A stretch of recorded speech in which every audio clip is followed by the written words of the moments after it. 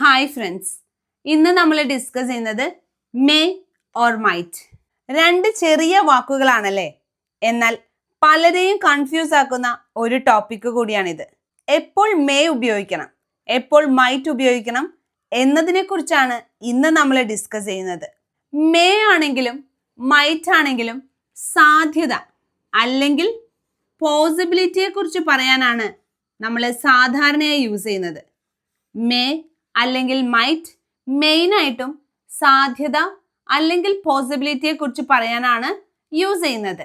മലയാളത്തിൽ പറയുമ്പോൾ ആകാം, ഉണ്ടാകാം, കഴിയും എന്നൊക്കെ പറയാറില്ലേ? ഇത് തന്നെയാണ് മേ അല്ലെങ്കിൽ മൈറ്റ്. എന്നാൽ ഈ രണ്ട് വേർഡ്സും ഒരേ സിറ്റുവേഷനിൽ ഒരേ അർത്ഥത്തിലല്ല നമ്മൾ യൂസ് ചെയ്യുന്നത്.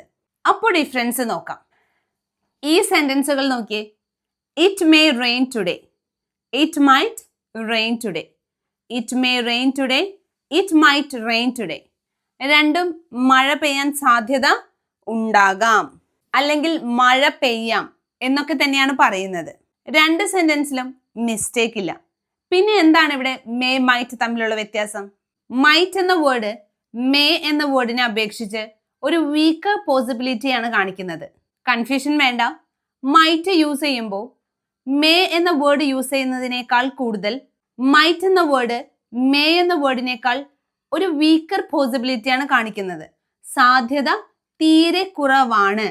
മേ യൂസ് ചെയ്യുമ്പോൾ അത് നടക്കാൻ സാധ്യത കൂടുതലാണ്.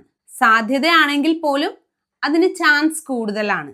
എന്നാൽ മൈറ്റ് യൂസ് ചെയ്യുമ്പോൾ സാധ്യത വളരെ കുറവാണ്.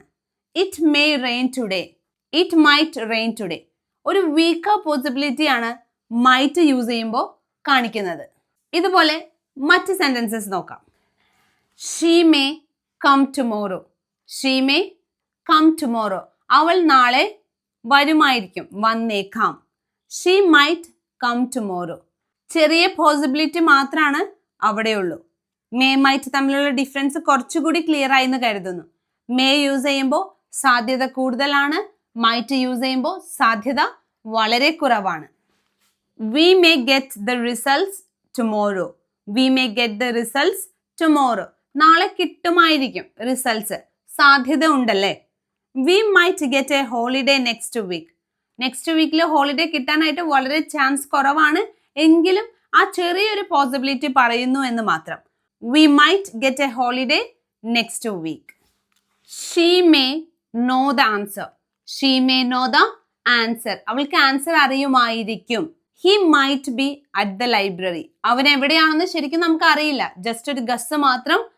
He might be at the library. ലൈബ്രറിയിൽ ഉണ്ടാകാം. അപ്പോൾ ചെറിയൊരു പോസിബിലിറ്റി, വീക്കർ പോസിബിലിറ്റി കാണിക്കാനാണ് മൈറ്റ് എന്ന വേർഡ് യൂസ് ചെയ്യുന്നത്. എന്തിനെ അപേക്ഷിച്ച്? മേ എന്ന വേർഡിനെ അപേക്ഷിച്ച്.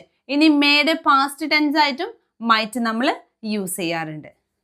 ഒരുപാട് യൂസസ് ഉള്ള രണ്ട് ചെറിയ വേർഡ്സ് ആണ് മേ മൈറ്റ്. അതിൽ പോസിബിലിറ്റിയെ കുറിച്ച് പറയുമ്പോൾ എങ്ങനെ യൂസ് ചെയ്യണം എന്ന് മാത്രമാണ് ഇന്നത്തെ വീഡിയോയിൽ പറഞ്ഞിട്ടുള്ളത്. ബാക്കി കാര്യങ്ങൾ മറ്റൊരു വീഡിയോയിലൂടെ പറയാം. പറഞ്ഞ കാര്യങ്ങൾ ക്ലിയർ ആയെന്ന് കരുതുന്നു. Thank you.